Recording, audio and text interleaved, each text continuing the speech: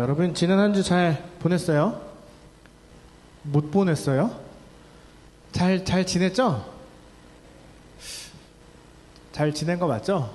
그냥 그렇게 믿을게요. 네. 자, 우리 지난주에 말씀을 기억해보면 어떤 마음으로 헌금을 드려야 되는지에 대해서 나누었죠. 여러분 헌금 봉투 뒤에 한번 돌려볼래요? 그 마음으로 잃지 말자고 헌금 봉투 뒤쪽에 3가지 감사를 다 붙여놨어요. 그래서 그 헌금 봉투에 헌금함을 넣으면서 그걸 한 번씩 읽어본다면 좀 더 감사하는 마음으로 하나님께 드릴 수 있을 거라고 생각을 해요. 여러분 그거 보면 3가지 감사잖아요. 우리가 헌금을 하면서 이 3가지의 감사를 고백하려면 정말로 필요한 게 있어요. 뭐가 필요할까요? 우리 설교 제목 한번 읽어볼까요? 시작. 다시 한번 시작. 네, 이렇게 우리가 감사를 하려면 먼저 우리 마음의 변화가 필요해요. 그런데 마음의 변화는 갑자기 오지 않아요. 내가 헌금을 넣을 때 마음이 확 변하는 게 아니에요. 우리가 매일매일의 삶 속에서 마음의 변화를 위한 노력을 해야 감사를 고백할 수 있게 되는 거예요. 여러분 살아가면서 하나님 감사해요 라는 말 좀 하고 있어요? 하고 있어요? 루엘이 하고 있대요. 좋아요. 사실 우리는 감사할 수 없는 삶을 살아가던 사람들이에요. 정확하게 이야기하면 왜 감사를 해야 되는지 모르는 사람들이었어요. 왜냐하면 이 감사라는 건 어떤 대상이나 어떤 이유가 있어야 하는 거잖아요. 봐봐요. 그냥 감사합니다. 감사합니다. 이러고 돌아다니면 사람들이 좀 이상하게 보겠죠. 감사는 명확한 대상이 있어야만 하는 거예요. 우리가 예수님을 만나서 구원받기 전엔 왜 감사해야 할지 모르는 사람들이었는데 예수님을 만나고 나서 우리에겐 감사할 수 있는 대상이 생긴 거예요. 그래서 우리는 매일의 삶 속에서 감사합니다 라는 말을 해야 되는 거죠. 여러분 진짜 구원받았다고 믿어요? 네. 믿어요? 네, 눈으로 대화하는 거죠? 쑥스러우니까. 여러분 예수님을 정말로 믿고 구원받았다는 확신이 있다면 우리는 감사해야 해요. 그런데 잘 생각해보면 저도 그렇지만 어쩌면 감사보단 불평이나 불만이 더 많은 게 우리의 모습일지 몰라요. 아니 어쩌면 감사도 불평도 아무것도 하지 않고 살아갈 수 있겠죠. 여러분 우리의 삶에 감사가 없다는 건 나 하나님이랑 친해지고 싶지 않아 라는 의미를 담고 있어요. 오늘 우리가 살펴볼 본문을 보면 그 사막, 광야에서 살고 있는 이스라엘이 등장을 해요. 여러분 이스라엘 잘 보면 나랑 별로 다르지 않아요. 우리가 성경을 읽는 게 어려운 이유가 뭐냐면 그 말씀이 나랑 별로 상관없어 보여서 잘 안 읽히거든요. 근데 성경을 잘 보면 내 삶이랑 다르지 않다는 게 많이 등장을 해요. 먼저 이 사람들의 애굽, 세상의 노예였어요. 노력해도 바뀌지 않는 현실을 살아가고 있어요. 아무리 노력해도 현실이 바뀌지 않는다는 건 미래에 대한 꿈을 가질 수 없다라는 거죠. 내가 아무리 열심히 살아도 노예를 벗어날 수 없기 때문에 어떤 꿈과 희망을 갖지 못하게 되는 거죠. 사실 우리도 그랬어요. 하나님을 만나기 전 우리도 역시 세상의 노예, 죄의 노예였고 어떠한 것을 꿈꿀 수 없는 사람들에 불과했어요. 그런데 성경을 보면 하나님이 이스라엘을 선택하셨고 우리를 선택하셨죠. 애굽의 노예, 이스라엘에게 자유를 주셨어요. 죄의 노예, 우리에게 자유를 주셨어요. 그래서 우리도 이스라엘도 애굽이라는 곳에서 벗어나서 하나님과 함께 살아갈 수 있는 기회가 생긴 거죠. 그런데 여러분 문제가 생겨요. 우리에게 자유가 주어졌는데 이스라엘에게 자유가 주어졌는데 노예로 살 때가 더 행복했다라고 말하는 거예요. 죄인이 아니라 하나님의 아들과 딸이 되었는데 여전히 우리도 하나님보단 친구가, 세상이, 어쩌면 게임이, 웹툰이 더 가깝고 편하게 느껴질 수 있다는 거죠. 하나님께서 우리를 먼저 선택하고 불러주셨는데 이스라엘도 우리도 하나님보다 더 편하고 익숙한 것들이 여전히 있다라는 거예요. 여러분, 이스라엘이 이렇게 생각을 했어요. 아, 우리가 애굽에서 나왔어. 이제 노예가 더 이상 아니야. 그러면 하나님이 우리에게 약속하신 땅으로 우리를 데려갈 거야 라는 믿음이 있었어요. 여기서 나오면 바로 그 땅에 가 살 줄 알았어요. 그런데 40년 동안 광야에서 살게 됐어요. 여러분, 왜 하나님은 그들의 소원을 들어주지 않고 40년 동안 광야에서 살게 하셨을까요? 40년 동안 광야에서 살아가야 했던 이유는 하나예요. 노예의 옷. 그러니까 못된 습관들을 벗어버리게 하기 위해서 40년 동안 광야에서 살게 하셨다라는 거죠. 하나님보다 더 사랑했던 세상을 포기하고 내 마음을 돌려서 하나님의 정말로 가슴으로 받아들일 수 있는 시간을 주셨다라는 거예요. 하나님보다 더 사랑하고 더 편하고 좋았던 것들을 하나씩 하나씩 벗게 하셨어요. 하나님보다 더 편하고 익숙한 것, 다른 말로 말하면 습관이에요. 하나님을 믿는다고 말하면서 하나님의 선택하신 백성이라고 말하면서 하나님의 아들과 딸이라고 말하면서 머리로만 하나님을 믿었던 이스라엘. 예수님이 내 이름을 불러주셨고 나를 구원해 주셨고 내가 천국에 대한 소망을 갖게 하신 것도 알지만 여전히 예수님보다 다른 걸 더 좋아하는 우리. 그러니까 이스라엘과 우리가 눈과 마음을 돌려서 하나님을 바라볼 수 있는 시간을 주고 계신다라는 거죠. 여러분, 나에게 익숙한 것, 습관을 바꾸는 건 굉장히 어려워요. 40년이나 될 만큼 어려워요. 제가 대학교에 가서 기독교 동아리에 들어갔어요. 12시가 되면 정오 기도회를 하는데 그날따라 기타를 치는 형이 안 오는 거예요. 그래서 이제 목소리로만 찬양을 하자 이러고 있는데 갑자기 사람들이 야, 양희석, 너 금요일날 채플 때 반주하니까 기타도 칠 수 있는 거 아니야? 그래서 기타를 딱 줬어요. 저는 기타를 쳐본 적이 없었어요. 근데 일단 기타를 받았고 모두가 저를 쳐다보잖아요. 어떻게 해요? 저 기타표를 펴놓고 어떻게 쳤어요. 그래서 기도회가 끝났어요. 그리고 나서 몇 년 동안 저는 기타를 치게 됐어요. 그리고 군대를 갔다 왔는데 기타를 정말 제대로 배워보고 싶은 마음이 드는 거예요. 과에 기타를 진짜 정말 잘 치는 친구가 있었어요. 친구에게 내가 돈을 줄 테니까 좀 알려줘 라고 이야기를 했어요. 첫 시간이 됐어요. 기타를 배우는데 그 친구가 알려준 거 하나도 못 치겠는 거예요. 내가 내 마음대로 막 스트로크를 치고 하다 보니까 그게 습관이 되어버린 거죠. 그래서 어떻게 됐을까요? 결국 기타를 배우지 못하고 실패했어요. 여러분, 이스라엘이 그랬어요. 저는 몇 년 습관이 굳어진 거지만 이스라엘은 400년, 430년 동안 노예로 살면서 이상한 습관이 생긴 거예요. 뭐냐면 하나님을 예배하지 않아요. 그런데 예배의 자리에는 와요. 예배의 자리에 와서 내가 하나님께 예배를 드렸다라고 착각을 해요. 그리고 돌아가요. 뭔가 일이 잘 안 풀리면 불평하는 거예요. 내가 어제 예배 드렸는데 내가 하나님께 제물도 드렸는데 왜 내 삶은 이러죠? 라는 불평을 하기 시작하는 거예요. 하나님이 그들을 구원해 주셨고 약속의 땅까지 데려갔는데 코앞까지 갔는데 얘네들을 데리고 들어가지 못하겠는 거예요. 이대로 들어가면 이스라엘은 또 예배를 드렸다는 착각 속에 하나님을 잊고 우상이나 다른 것들을 더 사랑할 게 분명했거든요. 40년이라는 시간에 광야에서 지내지 않고 바로 들어갔어도 이 사람들은 예배했을 거예요. 하지만 어떠한 마음의 고백도 없는 그냥 몸만 와서 앉아서 예배를 드리고 가는 모습으로 살았을 거예요. 여러분, 저는 습관을 버리지 못해서 기타를 제대로 배우지 못했어요. 그런데 기타 칠 수 있어요. 어떠한 곡이 나오든 다 맞춰서 반주할 수 있어요. 그래서 더 문제예요. 왠 줄 알아요? 노력을 하지 않거든요. 내 못된 습관을 버리지 못했지만 여전히 기타를 칠 수 있으니까 어떤 노력도 하지 않는 거예요. 굳이 노력을 들여서 습관을 버리지 않아도 내 마음대로 칠 수 있으니까 아무런 노력도 하지 않는 거죠. 이스라엘도 마찬가지. 만약에 어떠한 40년이라는 그 시간 없이 바로 약속의 땅에 들어갔다면 이들은 마음을 다해 예배하지 않았을 거예요. 해왔던 대로 습관처럼 하나님 말씀 읽고 아멘 하고 예배를 드렸을 거예요. 어떤 감사도 어떤 마음의 표현도 없이 예배를 드리는 종교 행위를 계속했을 거예요.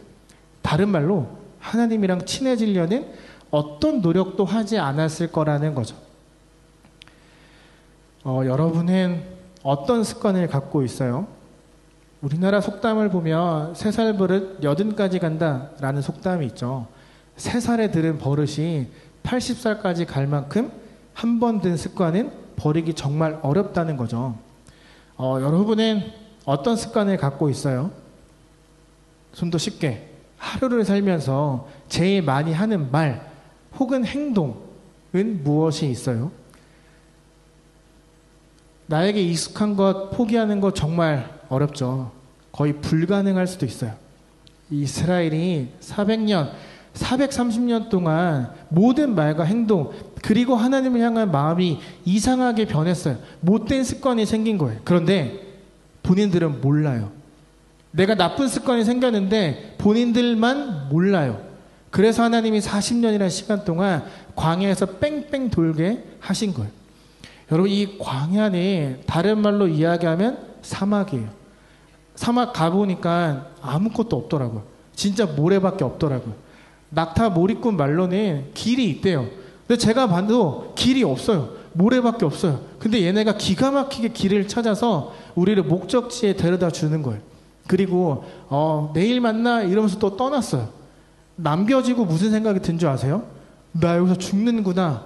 길도 보이지 않고 온통 모래밖에 없는데 난 여기서 오늘 죽는 거 아니야? 이런 생각이 들었어요. 광야는 그 길, 목적을 정확히 아는 사람과 가야 살아나올 수 있겠죠. 제가 필리핀에서 살 때 이제 목사님이 운전을 하시는데 길을 잘 모르니까 이제 내비게이션을 사러 가자고 했어요. 근데 그 당시에 스마트폰도 없었고 필리핀에 막 내비게이션이 나왔을 때였어요. 진짜 비싸게 주고 사서 이제 우리 목적지를 찾아가는데 우리가 아는 길은 왼쪽인데 자꾸 오른쪽으로 가라고 하는 거예요. 내비게이션이니까 믿었죠. 근데 목적지랑 점점 멀어지는 거예요. 그러다 갑자기 바다가 나왔어요. 근데 이 내비게이션이 뭐라고 하냐면 Go straight. Go straight 계속 직진하라는 거예요. 직진했으면 어떻게 됐을까요? 전 여기 없겠죠. 갔겠죠. 그럼 바다에 빠져 죽는 거죠. 여러분, 광야는 길과 목적을 정확히 아는 분이랑 가야 그곳에서 필요한 것들을 내가 얻을 수 있는 거예요. 이스라엘이 지금 살고 있는 광야의 길, 목적을 가장 잘 아는 분은 하나님이죠. 하나님이 분명한 목적을 갖고 40년 동안 돌게 하신 거예요. 이 내비게이션처럼 길을 몰라서 그냥 직진해, 그냥 앞만 보고 가라고 말한 게 아니라 정말 분명한 목적을 갖고 광야를 살게 하신 거예요. 그런데 이스라엘이 하나님의 뜻을 알려고 하지 않아요. 그래서 습관대로 계속 불평해요. 뭐라고 하냐면 차라리 노예로 살 때가 더 행복했다. 그때는 고기도 마음껏 먹을 수 있고 떡도 배부르게 먹었는데 지금 나에겐 아무것도 없다. 이렇게 이야기를 해요. 여러분, 이거 거짓말이에요. 이스라엘이 불평하다가 이제 거짓말까지 하는 거예요. 노예로 살면서 단 한 번도 고기를 배부르게 먹은 적 없고 떡도 마음껏 먹은 적 없어요. 노예인데 주인의 것을 어떻게 마음껏 먹겠어요. 그런데 지금 그들이 거짓말까지 하는 거예요. 여러분, 왜 이스라엘이 거짓말까지 하면서 불평할까요? 오늘 우리가 읽은 본문에 그렇게 불평하는 이스라엘에게 만나와 메추라기를 내리시는 하나님에 대한 이야기인데 그들이 불평하고 거짓말했던 이유가 그 앞 15장에 기록되어 있어요. 그들이 나왔을 때 남자만 60만 명, 여자랑 아이랑 어른까지 합하면 200만 명쯤 됐을 텐데 200만 명이랑 수만 마리의 소, 양, 염소들이 물을 먹고 마셔도 남는 샘 12개에서 그들이 오랜 시간을 보냈어요. 여러분, 사막에 물이 많이 없잖아요. 근데 엄청나게 많은 물들을 그들이 경험을 한 거예요. 거기서 먹고 마시고 쉬다가 이제 길을 떠난 거죠. 길을 떠나면서 이렇게 생각한 거예요. 조금만 더 가면 또 물이 있겠지. 하나님이 우리에게 이거 주셨으니까 조금만 더 가면 또 나올 거야. 그런데 하나님이 그들에게 2시간만 가면 물이 나올 거야. 하루를 걸어가면 물이 나올 거야. 말한 적 없어요. 그냥 스스로 생각한 거예요.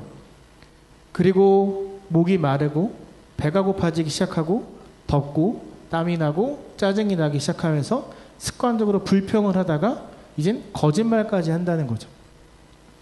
여러분, 불평한다는 건 하나님을 바라보지 않고 지금 나를 바라본다. 내 눈앞에 있는 것만 바라본다 라는 뜻이에요. 내 눈앞에 필요한 것만 보고 불평하고 투정하는 거예요. 우상처럼 당신 빠지세요. 이렇게 할 거면 나 왜 애굽에서 데리고 나왔어요? 차라리 우상이 더 낫네요. 내가 원하는 것만 지금 당장 내놓으세요. 불평은 하나님을 생각하지 못하게 만들어요. 하나님께서 그들에게 먹을 걸 오늘 주시거든요. 만나와 메추라기를 주시는데 성경이 뭐라고 표현하냐면, 왜 우리 갑자기 우기라서 비 오면 진짜 비가 때려 붙잖아요. 막 쏟아지잖아요. 성경이 양식을 비같이 내리게 하셨다라고 이야기를 해요. 만나랑 메추라기가 정말 막 쏟아지는 거죠. 여러분 혹시 만나의 뜻 알고 있는 사람 있어요?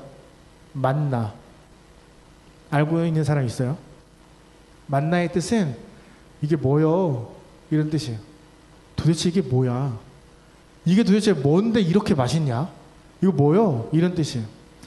하나님께서 5일 동안에 하루 먹을 치만 가져가고 토요일은 주일날 일할 수 없으니까 이틀 먹을 걸 챙기라고 말씀하세요. 그런데 이스라엘 중에 또 말 안 듣는 사람이 있었던 거예요. 하루치 이상을 챙긴 거예요. 다음날 아침에 먹으려고 항아리를 열었더니 벌레가 꼬이고 냄새가 나기 시작하는 거예요. 하나님께서 만나를 오늘 먹을 만큼만 가져가 라고 하셨던 건 습관적으로 불평하는 이스라엘에게 이걸 말씀하고 싶으셨던 거예요. 더 많이 가져간다고 좋은 게 아니야. 내가 너에게 딱 필요한 것, 그걸 딱 맞춰서 줄 테니까 그것만 받아들이면 돼. 무지성으로 불평하지 말고 이미 받은 것에 먼저 감사할 줄 알아야 돼.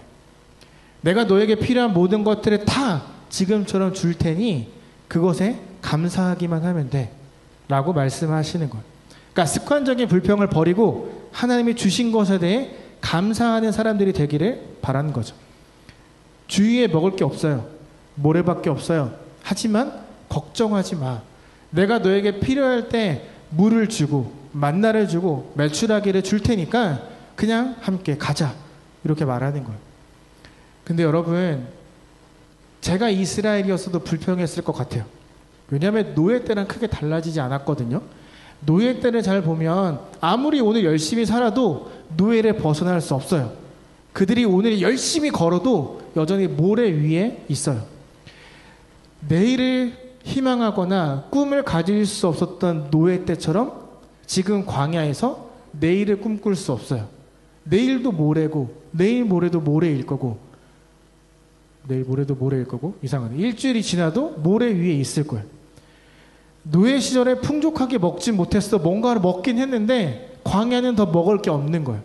제가 거기 있었어도 불평했을 것 같아요.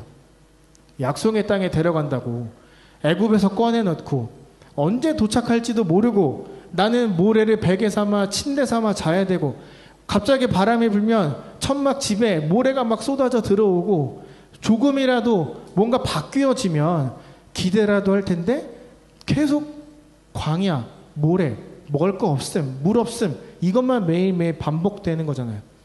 저였어도 불평했을 것 같아요. 근데 여기서 불평한다는 건 정말 중요한 것을 놓치고 있기 때문이에요. 이 사람들이 거기까지 가기까지 엄청나게 많은 일들이 있었죠.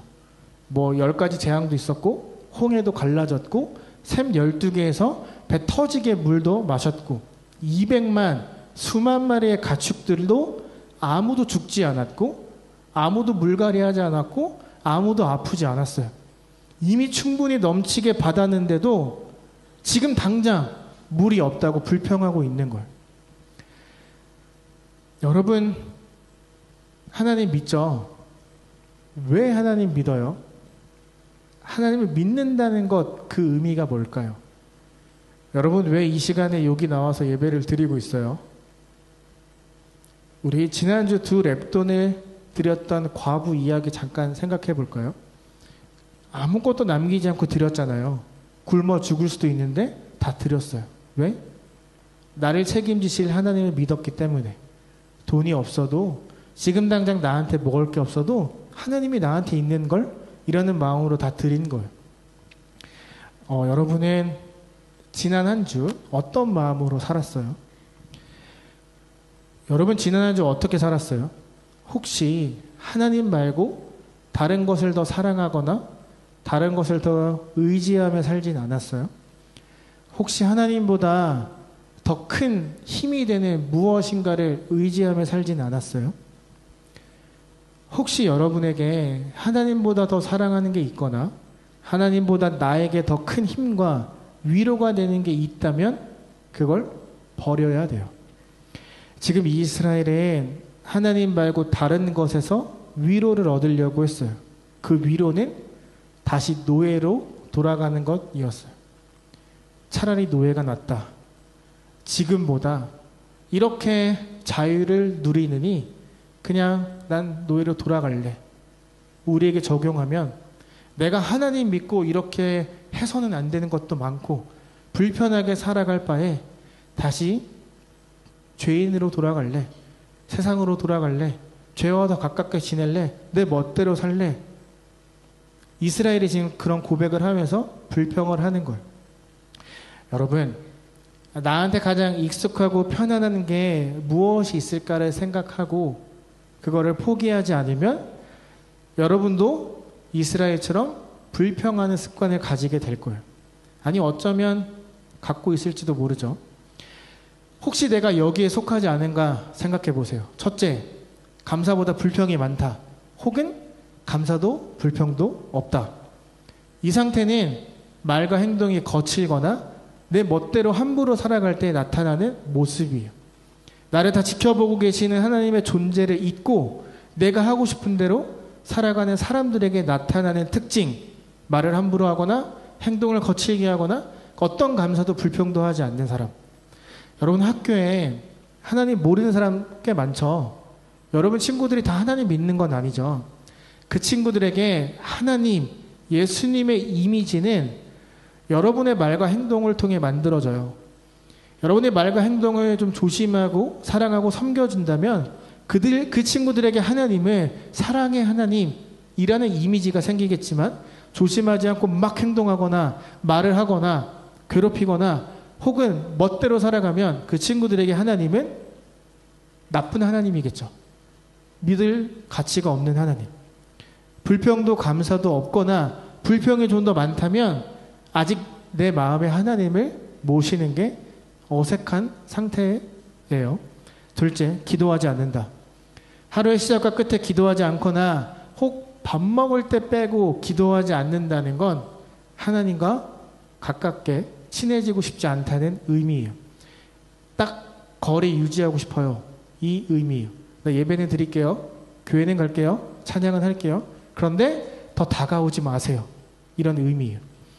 여러분 기도하는 게 왜 어려운 줄 아세요? 왜 어려울까요? 어떻게 기도해야 될지 모르는 것도 있지만 기도를 길게 해야 된다는 막연한 부담감이 있기 때문이에요. 여러분 하나님은 기도를 길게 해야 응답해주는 그런 쪼잔하고 치사한 신이 절대 아니에요. 여러분이 기도를 해보겠다. 해보자. 내가 짧더라도 아니 하나님이라고만 주구장창 외친다고 해도 기도해보겠다 라고 마음 먹고 그 자리에 나아가는 게 훨씬 더 중요해요. 기도를 얼마나 많이 하느냐 멋있게 하느냐 중요하지 않아요.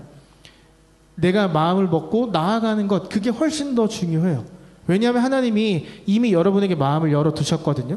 여러분이 하나님 부르기만 하면 나 여기 있어. 왜? 무슨 일이야? 라고 말씀하실 준비가 다 되어 있어요. 30분 1시간 기도하는 거 중요하지 않아요. 5분 짧게라도 기도하는 습관을 갖는 게 더 중요해요. 5분 기도하잖아요. 이게 나한테 익숙해지잖아요. 그럼 점점 자연스럽게 길어지게 돼요. 왜? 하나님이랑 가까워지니까 내가 할 말이 많아지는 거예요. 길게 해야 된다는 부담감에서 벗어나야 된다는 거예요. 두 랩돈을 드린 여인처럼 그냥 나가서 마음을 열고 드리기만 하면 되는 거예요. 그걸로 충분해요. 그게 더 중요해요. 혹시 기도, 아니 하나님과 가까워지려는 노력이 평소에 없었다면 아직 하나님을 내 마음의 중심에 두는 게 굉장히 어색한 상태, 그거라는 걸 꼭 기억해야 돼요. 여러분, 그럼 어떻게 해야 될까요? 어떻게 해야 우리가 이 모습에서 벗어날 수 있을까요?